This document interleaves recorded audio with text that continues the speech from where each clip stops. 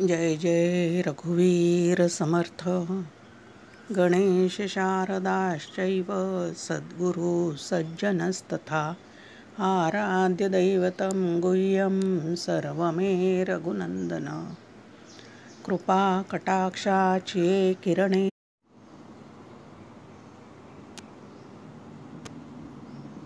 त्या श्रीकृष्णे बंधुतया ते श्रीराम जयांचे करिता स्मरण होय सकल विद्यांचे अधिकरण ते वंदूया श्रीचरण श्री गुरूंचे जय जय रघुवीर समर्थ।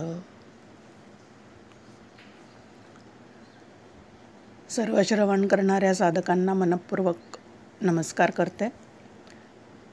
श्रीमद ग्रंथराज दासबोध चिंतनाला आपण सुरुवात केलेली आहे। त्यातली फलश्रुतीची एक ओवी पहिल्याच समासामध्ये पहिल्याच दशकामध्ये आलेली आहे, ती पाहण्याचा आज प्रयत्न करूया। आता श्रवण केली याचे फळ, क्रिया पालटे तात्काळ, तुटे संशयाचे मूळ एकसरा। साधारणतः 10 ओव्या फलश्रुतीच्या समर्थांनी या समासामध्ये दिलेल्या आहेत आणि त्यातली पहिलीच ओवी आहे की श्रवण केलियाचे फळ, क्रिया पालटे तत्काळ, तुटे संशयाचे मूळ एकसरा। जर दासबोध ग्रंथाचं यथार्थ श्रवण आपल्याला घडलं तर मनामधले सगळे संशय दूर होतील आणि परमार्थ साधना म्हणून जे करायचं आहे ते निश्चयात्मक रीतीने तुम्हाला आम्हाला करता येईल। श्रवण ही नवविध भक्तीतली पहिली भक्ती आहे। जे काय आपल्याला करायचं आहे ते समजून उमजून केलं तर त्याचं फळ निश्चितच वेगळं असतं। समजले आणि वर्तले तेचे भाग्यपुरुष झाले, या वेगळे उरले अवघे करंटे। समर्थ म्हणतात, कुठलीही साधना जर समजून उमजून केली तर त्याचं फळ निश्चितच वेगळं आहे आणि न समजता करत राहिलो तर भटकंतीच जास्ती होते आणि म्हणून समजून उमजून साधना करणे याला परमार्थामध्ये अत्यंत महत्त्व आहे। श्रवण करायचं तेही ग्रंथराज दासबोधाचं। या ग्रंथराज दासबोधामध्ये समर्थ सुरुवातीलाच म्हणतात की हा जो ग्रंथ मी लिहिलेला आहे तो ग्रंथ नाना ग्रंथांच्या संमती, उपनिषदे, वेदांत श्रुती आणि मुख्य आत्मप्रचिती शास्त्रे सहित। की समर्थ स्वतः श्रोत्रिय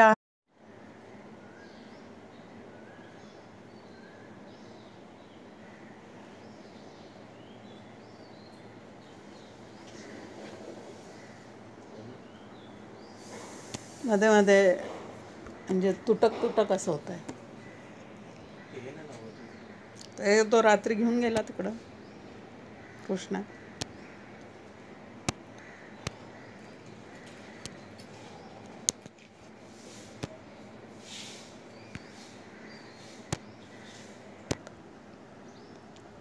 संतांचं आपल्याला जे काही मार्गदर्शन आहे त्यामध्ये त्यांचा यत्किंचितही स्वार्थ नसतो आणि म्हणून त्यांनी केलेलं मार्गदर्शन हे तुमच्या आमच्या अतिशय कल्याणाचं असतं। मग आता ग्रंथ उपलब्ध आहे, ग्रंथाचे अर्थही लिहिलेले असतात, पण असं स्वतः ग्रंथ वाचणे आणि थोडक्यात दिलेला त्याचा जो अर्थ आहे तो वाचत वाचत ग्रंथ मला समजला असं म्हणणे हेही योग्य नाही। कारण शास्त्राच्या ज्या प्रक्रिया आहेत त्या आपल्याला त्रोटक अर्थामधून लक्षात येत नाही आणि म्हणून श्रवणाचं आणि तेही यथार्थ वक्त्याकडून श्रवणाचं परमार्थामध्ये अत्यंत महत्त्व आहे। आपण आपल्या मुलांनासुद्धा म्हणतो, ते जर गडबडीत कुठं महत्त्वाच्या कामाला निघालेले असतील तर आपण म्हणतो, अरे मी काय सांगतो ते आधी ऐकून तर घे आणि मग तुला जे करायचं ते कर। तेच हे श्रवणाचं महत्त्व आहे की आधी संत काय सांगतात ते ऐकून घ्यायचं, मनापासून त्याचं चिंतन करायचं आणि मग साधनेला सुरुवात करायची. आता हे श्रवण म्हणजे काय, श्रवण कशाचे करावे, कोणाकडून करावे, किती काळ करावे आणि श्रवणाचं फळ काय. तर श्रवणाचं फळ या ठिकाणी समर्थांनी आपल्याला सांगितलेलंच आहे की क्रिया पालटे तात्काळ, की या ग्रंथाच्या अभ्यासानंतर आपल्या क्रिया पालटतात. आता या क्रिया पालटतात म्हणजे नेमकं काय आहे. आधी उजव्या हाताने जेवत होतो तर आता डाव्या हाताने जेवतो, अशा त्या क्रियाचा पालट आहे का. तर असं नव्हे.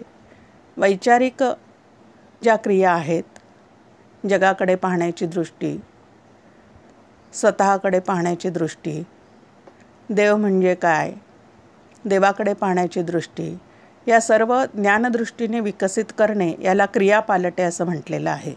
आणि समर्थ म्हणतात, जर अथपासून इतिपर्यंत हा ग्रंथ आपण समजून घेतलेला असेल तर अशा पद्धतीने निश्चितच आपल्या वैचारिक ज्या काही क्रिया आहेत त्या पालटतात आणि यथार्थ श्रवण झाल्यामुळे मनातले अनेक संशय नाहीसे होतात.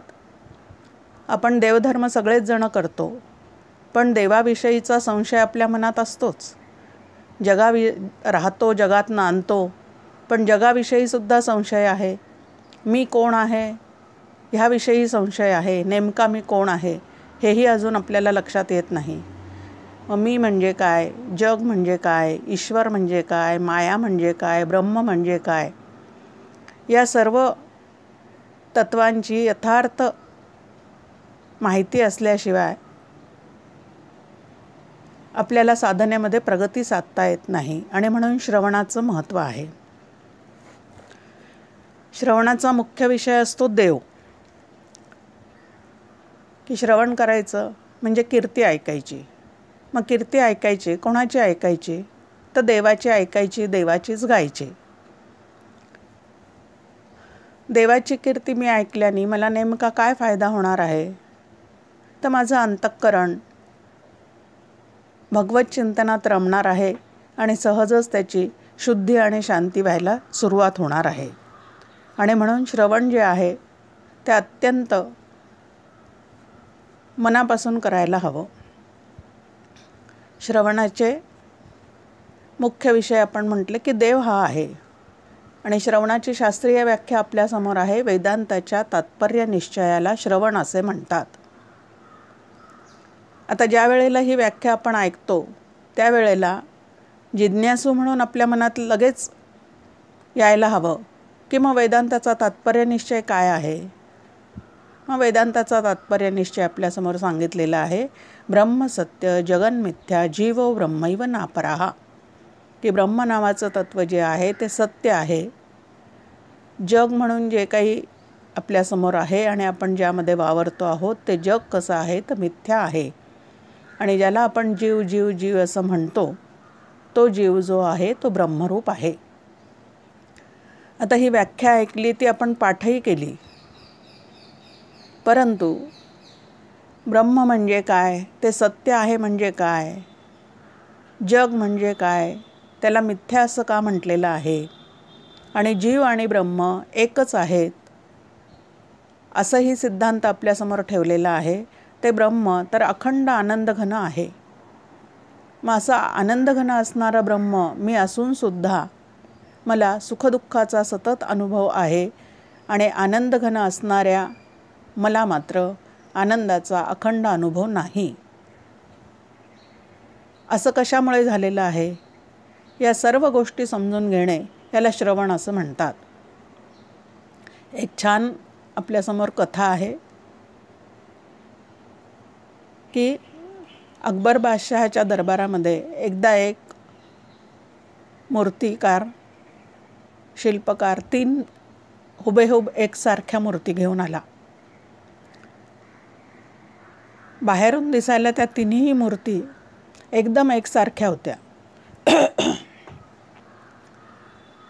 आणि त्या तिन्ही मूर्ती तिथं ठेवल्यानंतर त्याने राजाला विचारलं की या तिन्ही मूर्तीमध्ये श्रेष्ठ मूर्ती कुठली आहे हे आपल्या दरबारातलं कोणी सांगू शकेल काय. त्याने असं विचारल्यावर राजाने दरबारात असणाऱ्या हुशार मान्यवर असणाऱ्या सर्वांसमोर तो प्रश्न ठेवला की यातली सगळ्यात उत्कृष्ट मूर्ती कुठली आहे. अर्थातच याचं उत्तर देणारा बिरबल त्या ठिकाणी होताच. अनेकांनी प्रयत्न केल्यानंतर कोणालाच ते सांगता आलं नाही. त्यानंतर बिरबल उठला. त्याने हातामध्ये एक लवचिक अशी तार घेतली. ती तार घेतली, पहिल्या मूर्तीजवळ गेला. त्या मूर्तीच्या कानात ती तार घातल्यानंतर ती दुसऱ्या कानातून बाहेर निघाली. ती मूर्ती त्यांनी बाजूला केली. दुसऱ्या मूर्तीजवळ गेला. कानातून ती तार घातल्यानंतर ती डोक्याकडे म्हणजे बुद्धीकडे जाताना दिसली. तीही मूर्ती त्यांनी बाजूला ठेवली आणि तिसऱ्या मूर्तीच्या कानातून तार घातल्यानंतर ती मात्र अंतःकरणाकडे, हृदयाकडे ती तार वळलेली त्याला दिसली. त्यावेळेला तो म्हणला की ही मूर्ती सर्वात श्रेष्ठ आहे. पहिल्या मूर्तीच्या कानातून तार इकडून तिकडं गेली म्हणजे इथं घडणारं जे श्रवण आहे ते या कानातून ऐकलं आणि त्या कानातून निघून गेलं आणि आपण जर कोरडे राहिलो तर त्याचा काय फायदा आहे. म्हणून असंही श्रवण नको. दुसऱ्या मूर्तीच्या कानात तार घातली, ती बुद्धीकडे गेली म्हणजे सगळं तत्त्वज्ञान ऐकलं, लक्षात राहिलं, पाठांतर पुष्कळ झालं, त्यामुळे बुद्धी विकसित झाली.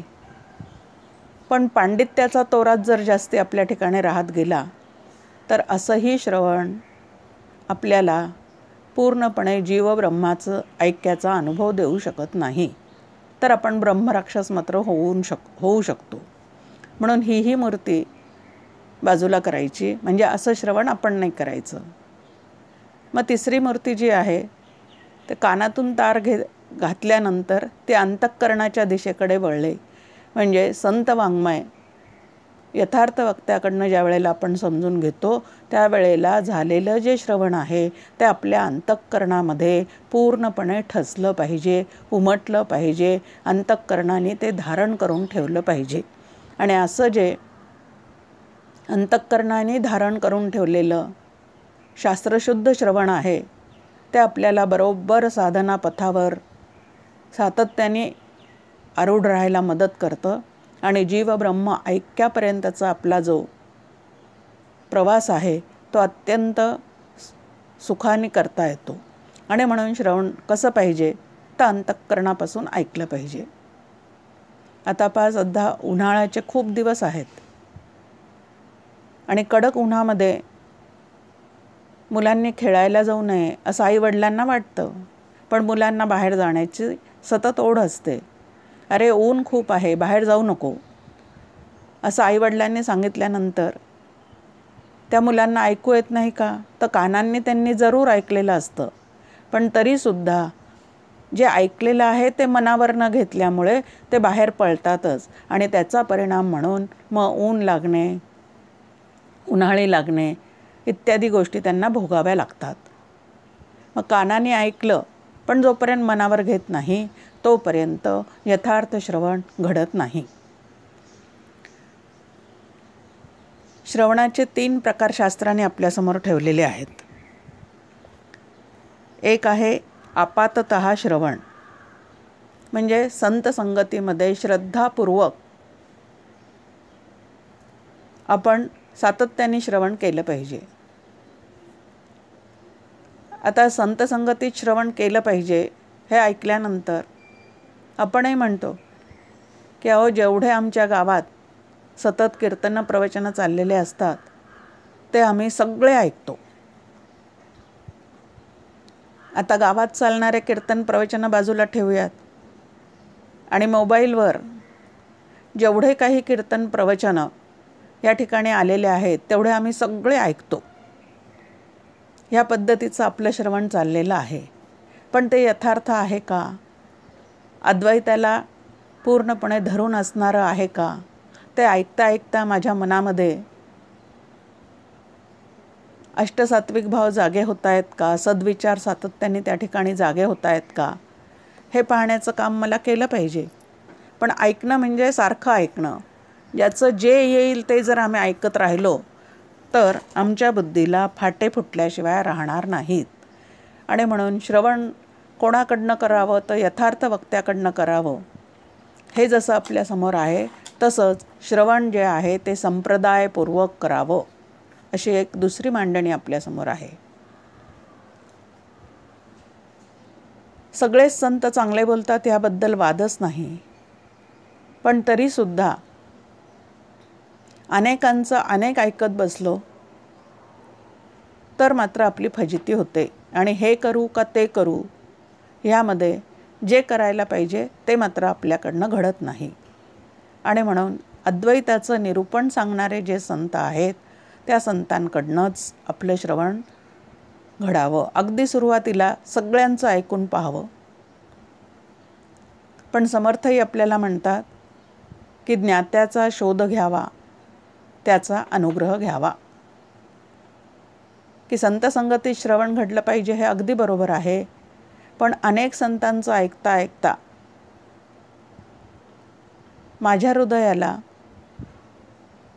कोणाचं जास्तीत जास्त निरूपण आतमध्ये समजत आहे, कळत आहे ह्याचाही विचार केला पाहिजे. आणि त्यानंतर मात्र त्याच एका संतांना आपली प्रगती पूर्ण होईपर्यंत धरून राहायला पाहिजे. याला आपाततः श्रवण असं म्हटलेलं आहे.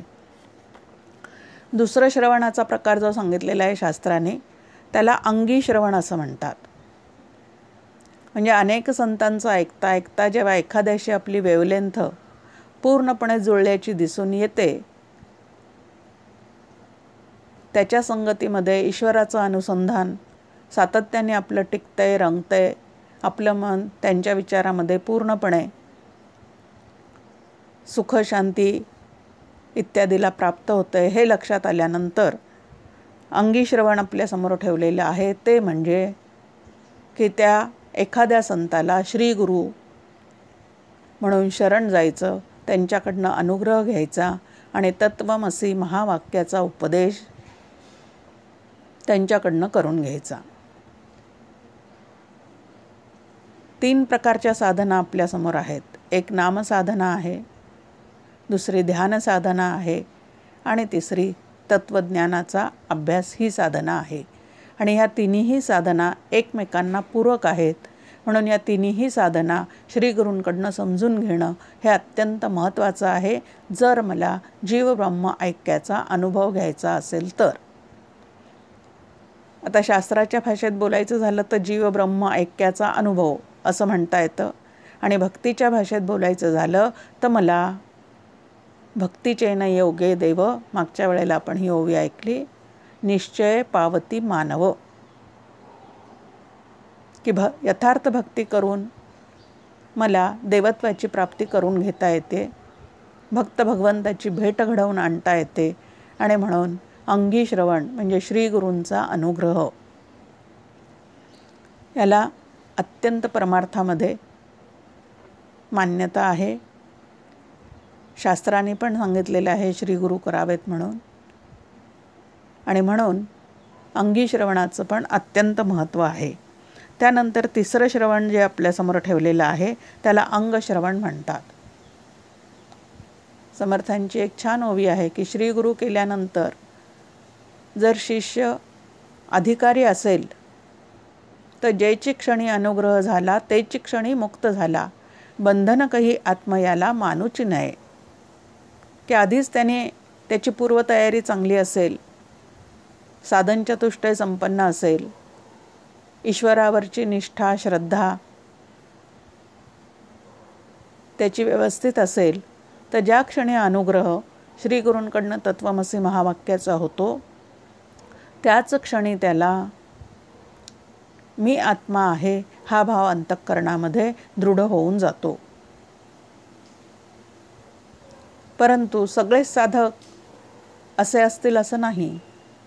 अनुग्रह घेतल्यानंतर सुद्धा मी ब्रह्म आहे ह्या भावावर दृढ व्हायला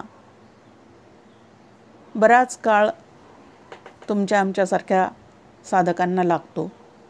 मग त्यावेळेला आपल्याला अंगश्रवण नावाचं तिसरं श्रवण सांगितलेलं आहे. त्याला विचाररूप श्रवण असं म्हणतात. म्हणजे श्री गुरूंनी सांगितलेलं तत्वमहावाक्याचं विवरण सातत्याने अंतःकरणामध्ये चिंतन मनन करून मी ब्रह्म आहे असं आपल्या ठिकाणी अंतःकरणावर रुजवायचं. ह्याला अंगश्रवण असं म्हणतात. पहिलं जे संतसंगतीत आपण श्रवण करतो त्यामुळे आपली श्रद्धा विकसित होते. श्रद्धेचे विषय खरं तर 3च आहेत. एक वेद, दुसरं श्रीगुरु, तिसरं भगवंत आणि चौथं संत. संत आणि श्रीगुरु. आपण म्हणतो मी अत्यंत श्रद्धावान आहे आणि वेदांताच्या तात्पर्यावर माझा निश्चय नाही, ते मला समजून घ्यावंसं वाटत नाही. श्रीगुरूंनी तत्वमसी महावाक्याचं चिंतन करायला सांगितलं तर तेही माझ्याकडनं घडत नाही, त्यात काही अर्थ नाही असं जर मला वाटत असेल.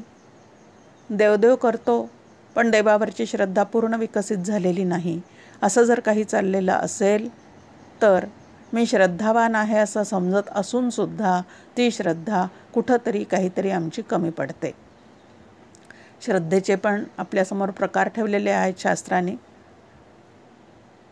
एक अंधश्रद्धा,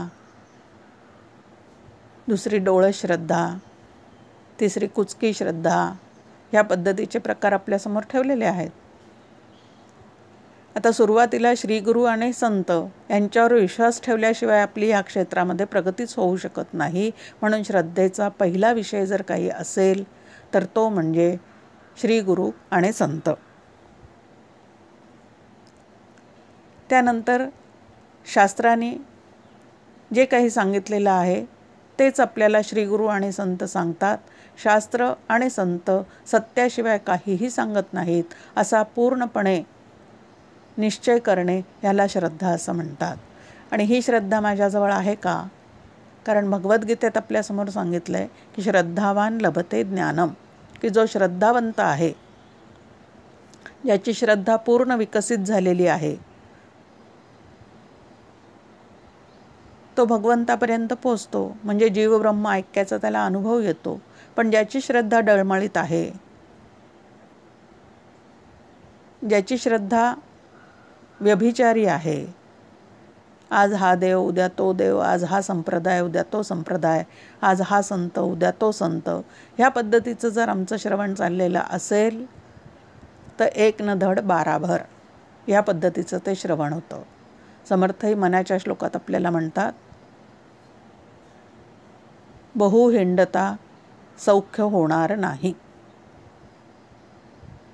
सूर्याच्या प्रकाशामध्ये सूर्य उजडल्यानंतर आपल्याला अनेक वाटा प्रकाशित झालेल्या दिसतात प्रवास करणाऱ्याला.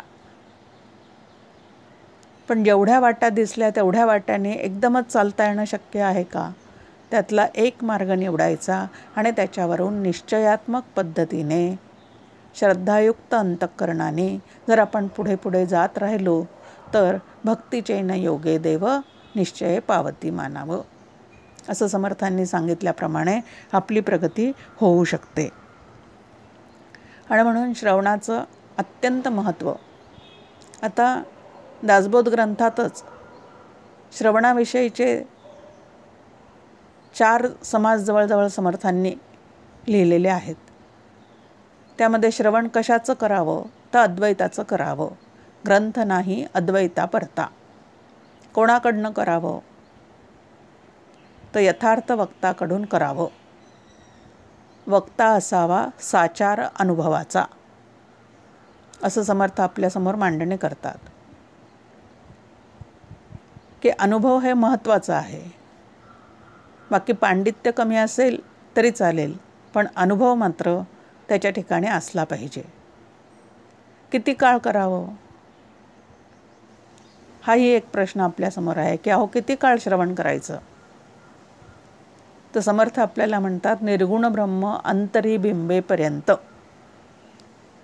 हा ग्रंथ आम्ही कुठपर्यंत वाचत राहायचा आहे म्हणजे श्रवण करत राहायचं आहे तर थांबा थांबा, ऐका ऐका, आधीच ग्रंथ सोडू नका, असं समर्थांचं सांगणं आहे की अनुभव आल्याशिवाय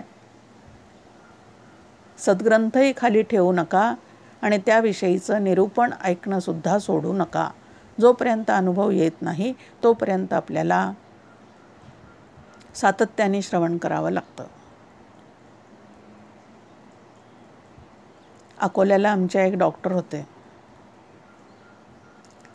मसाज करण्याचं जे काही एक शास्त्र आहे, तंत्र आहे, ते त्यांना अतिशय उत्तम अवगत होतं. त्यामुळे पाठीचे दुखणे, मणक्यांचे दुखणे ज्या वेळेला कोणालाही जाणवायचे त्यावेळेला आवर्जून ते त्यांच्याकडे जायचे. असंच एकदा प्रसंग माझ्यावरही आला आणि त्या डॉक्टरांकडे मान अतिशय दुखत होती म्हणून मी गेले. तर माझ्या मानेला मसाज करता करता ते माझ्याशी संवाद साधत होते. मला म्हटले की जयश्रीताई, आपल्या अकोल्यामध्ये सध्या भागवताचं पेव फुटलेलं आहे. प्रत्येक कॉलनीत भागवत कथा चाललेली दिसते. म्हणलं मग चांगलं आहे ना. अहो म्हणे, पण दरवर्षी या कथा चाललेल्या असतात. आपल्याला अंबरीशाची कथा माहिती आहे, आपल्याला भगवंताच्या लीला माहिती आहेत, आपल्याला प्रल्हादाची कथा माहिती आहे. हे जे माहिती आहे ते आपण किती काळ ऐकत राहायचं. मी म्हणलं डॉक्टरसाहेब अगदी बरोबर आहे. प्रल्हादाची कथा आपल्याला माहिती आहे, त्याच्या आईवडिलांचं नाव आपल्याला माहिती आहे, त्याचा कसा घरातच नाम घेताना छळ झालेला आहे तेही आपल्याला माहिती आहे. पण आपला प्रल्हाद झाला आहे का? मग प्रल्हादाची कथा मी कुठपर्यंत ऐकायची आहे? तर जोपर्यंत ती कथा ऐकता ऐकता त्याच्या अंतःकरणावर जसा नामाचा ठसा उमटलेला होता तसा ठसा माझ्या अंतःकरणावर उमटत नाही. जोपर्यंत त्याला जसा भगवंत सर्वत्र दिसत होता, आता अचेतन असणाऱ्या खांबामध्ये सुद्धा भगवंत आहे असं निश्चयात्मक रीतीने तो आपल्या वडिलांना सांगतो आणि त्या ठिकाणी भगवंत प्रत्यक्ष प्रगटही होतो, कारण सर्वत्र तो आहेच आहे. पण असा निश्चय आपल्या ठिकाणी नसल्यामुळे आपण रामाच्या देवळात जातो तरी आपल्याला राम मात्र त्या ठिकाणी मूर्ती पलीकडे असलेला दिसत नाही. फक्त आपण त्याची मूर्ती पाहतो आणि येतो. परंतु प्रल्हादाला मात्र खांबामध्ये सुद्धा भगवंत दिसतो आणि त्या श्रद्धेमुळे भगवंत त्याही ठिकाणी पूर्णपणे सगुण साकार होऊन प्रगट झालेला आहे. मग जोपर्यंत आपला प्रल्हाद होत नाही तोपर्यंत श्रवण करत राहणे हे आपल्याला क्रमप्राप्त आहे. आता या श्रवणाचं फळ काय आहे? तर श्रवणाचं फळ एकच आहे, पूर्वीचे ते दिसे आगळे. जग जसं असायचं तसंच राहणार आहे. माझा देह जसा असायचा तसाच राहणार आहे. त्याला जरा,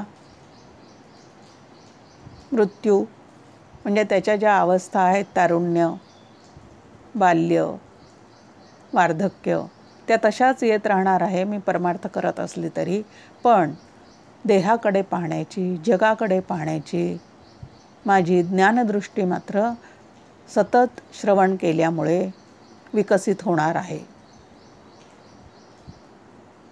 संत संगतीत श्रवण केले की देवावरची श्रद्धा वाढते. मनातले संशय कमी व्हायला सुरुवात होते. आधी देव आहे की नाही, ब्रह्म आहे की नाही, ते शास्त्रात सांगितलं तसंच आहे का, या ग्रंथामध्ये जे काही सांगितलेलं आहे ते खरोखरीच त्या पद्धतीने होत असतं का, या पद्धतीचे अनेक जे संशय आहे ते संत संगतीत आपले हळूहळू दूर होतात आणि देव आहे तो संतांना भेटलेला आहे. आणि ज्या अर्थी संत आपल्याला सांगतात, समर्थांनी दासबोधामध्ये सुद्धा जवळ 7व्या दशकामध्ये माझ्या उपासनेचा बडिवार म्हणजे स्वतःच्या उपासनेची शपथ घेऊन समर्थ सांगतात. आता शपथ घेण्याची वास्तविक पाहता त्यांना गरज आहे का?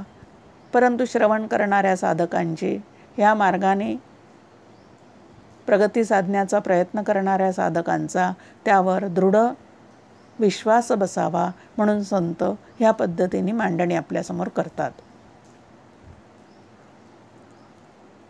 क्रिया पालटे तत्काळ. संशय जितके कमी होतील तितकी साधना पथ जो आहे आपला साधना पथ तो स्पष्ट होत जातो, स्वच्छ होत जातो आणि स्वच्छ असणाऱ्या त्या मार्गावरून जाता जाता परमात्म्याशी एकरूप व्हायला आपल्याला मदत होते. श्री गुरूंकडनं श्रवण केल्यानंतर म्हणजे दुसऱ्या अंगी श्रवणानंतर ज्ञानेश्वर महाराज आपल्याला म्हणतात, हृदयी स्वयंबची वसे, की आपल्या हृदयात सुद्धा पहिल्यापासूनच स्फुरण आहे, मी आहे, मी आहे, मी आहे. पण श्री गुरूंकडनं तत्वमसी महावाक्य ऐकल्यानंतर मी आहे म्हणजे नेमका कोण आहे, तर मी ब्रह्म आहे असा त्या ठिकाणी भाव दृढ होत जातो. आणि मग मी ब्रह्म आहे या भावाला दृढीकरण येण्यासाठी अंगश्रवण म्हणजे विचाररूप श्रवण म्हणजे तुका म्हणे होय मनाशी संवाद आपुलाचं वाद आपणाशी. श्रवणानंतर मनन, आणि हे मनन सातत्याने ज्या वेळेला आपण करतो मग अद्वैताच्या सिद्धांताला साधक असे विचार करत राहणे, अंतःकरणात त्याचं दृढीकरण करणे आणि ह्या सिद्धांताला बाध आणणारे जे विचार आहेत ते मनातून काढून टाकणे ह्याला साधना असे म्हणतात. आणि अशी वैचारिक साधना ज्या वेळेला आपली मनापासून आतल्या आत सुरू होते त्यावेळेला वेदांताचा जो तात्पर्य निश्चय आहे, जीवो ब्रह्मैव नापराहा, तो निश्चय आपल्या ठिकाणी रुजायला व्हायला अत्यंत मदत होते. म्हणून श्रवणाचं जेथे नाही श्रवण स्वार्थ तेथे कैचा हो परमार्थ, असं समर्थ आपल्याला प्रश्न विचारतात की जिथं श्रवणाचा स्वार्थ आपण करत नाही तेथे परमार्थ पूर्णपणे सिद्धीला कसा जाणार आहे. आणि म्हणून नवविद्या भक्तीमध्ये सुद्धा पहिली भक्ती आपल्यासमोर ठेवलेली आहे ती श्रवण भक्ती. जी साधना करायची असेल ती जरूर करा, पण आधी ती साधना कशी करायची आहे, किती काळ करायची आहे, ती साधना सोडून द्यायची आहे का गळून पडायची आहे, या सर्व गोष्टींचा विचार संत संगतीत बसून करावा.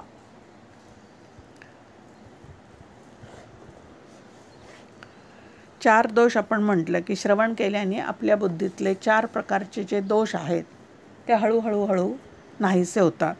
आता पहिला आपल्या बुद्धीतला दोष आहे त्याला भ्रम असं म्हणतात. ओळखीचा शब्द आहे आपल्या. एखाद्या व्यक्तीला आपण म्हणतो ती भ्रमिष्ठ आहे. आता भ्रमिष्ठ आहे म्हणजे काय, भ्रम म्हणजे काय, तर जे जसं आहे त्या स्वरूपात न जाणवता त्याच्याऐवजी त्या ठिकाणी दुसरं काहीतरी आहे असं वाटणं, आणि जे दुसरं काहीतरी आपल्याला भासत चाललेलं आहे, दिसत चाललेलं आहे त्याला सत्य समजणं, याला भ्रम असं म्हटलेलं आहे. आता आपल्या बुद्धीला भ्रम झालेला आहे. शास्त्र सांगतं, श्री गुरु सांगतात तू ब्रह्म आहे आणि मला मात्र वाटत राहतं की मी देह आहे. हा आपल्या बुद्धीला झालेला भ्रम आहे. शास्त्राचं सांगणं आहे जग मिथ्या आहे, आभासिक आहे आणि मला मात्र हे जग सत्य वाटत चाललेलं आहे. हा माझ्या बुद्धीला झालेला भ्रम आहे. वास्तविक पाहता कर्ता जीव असला तरी करविता ईश्वर आहे, पण तरीसुद्धा सगळं कर्तृत्व भोक्तृत्व मी माझ्यावर ओढवून घेते. याला कर्तृत्व भोक्तृत्व भ्रांती असं म्हणतात. आणि ह्या भ्रांतीमध्ये जो अडकून पडलेला आहे तो भ्रमिष्ठ आहे. जे सुखकारक नाही असं आपल्याला संत ग्रंथ समजून सांगतात, त्यातच सुख आहे असं आपल्याला भ्रम निर्माण होतो. आणि या भ्रमामध्ये अडकल्यामुळेच आम्ही दुःखी होतो.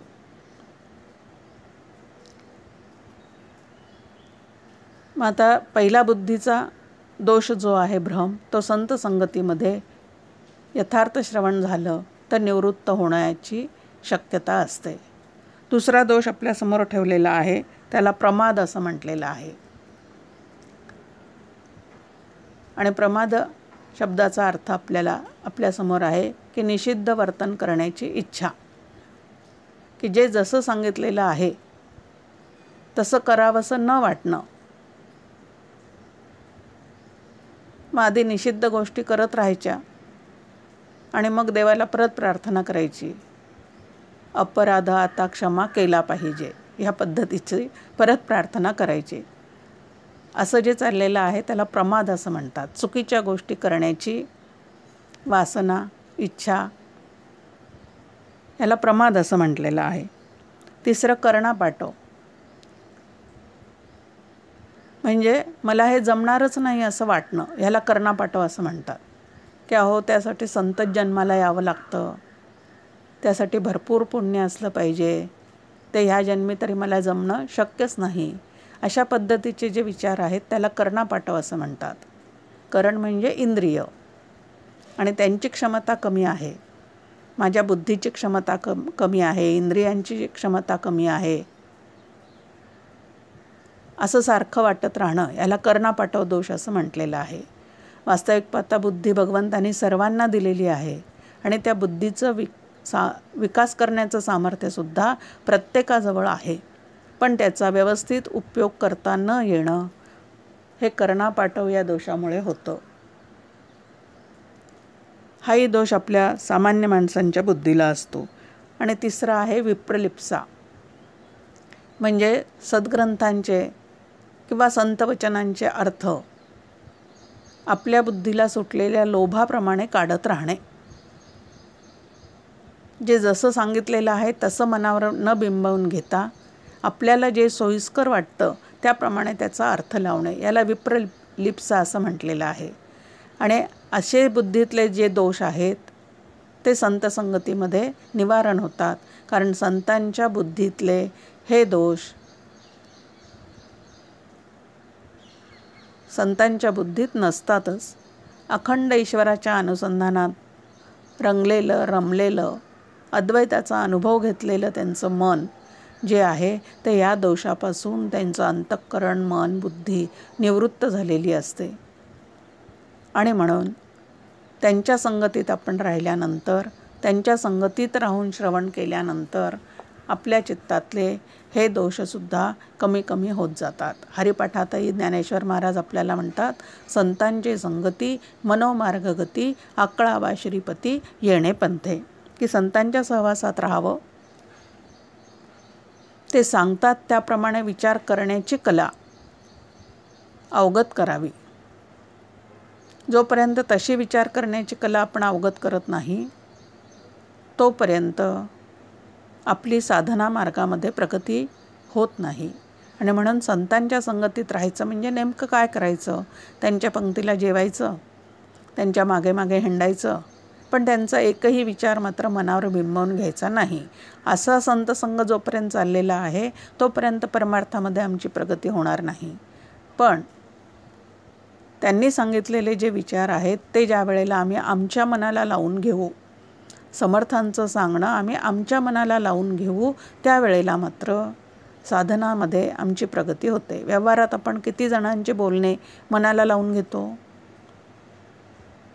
किती वेळाला तो असं का बोलला त्याचं चिंतन करत राहतो, पण संतांचं बोलणं मात्र मनाला लावून घेत नाही. आणि जोपर्यंत ते मनावर बिंबवत नाही, मनाला लावून घेत नाही, तोपर्यंत क्रिया पालटे तत्काळ हे होणे शक्य नाही.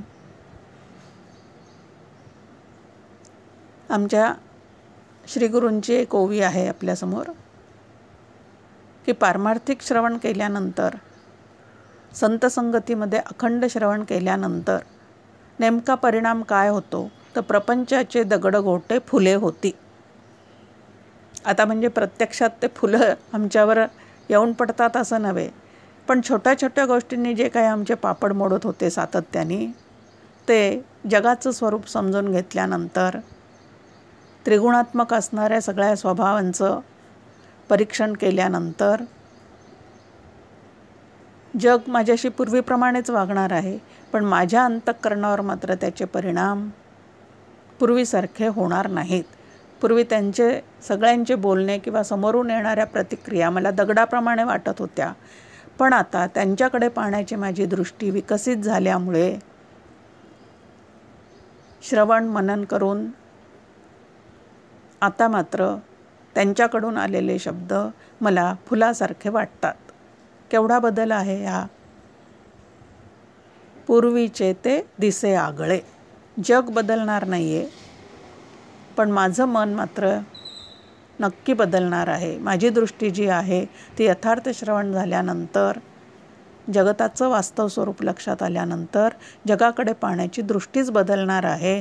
आणि मग तुकाराम महाराज जसं म्हणतात, आनंदाचे डोही आनंद तरंग, आनंदाचे अंग आनंदाचे.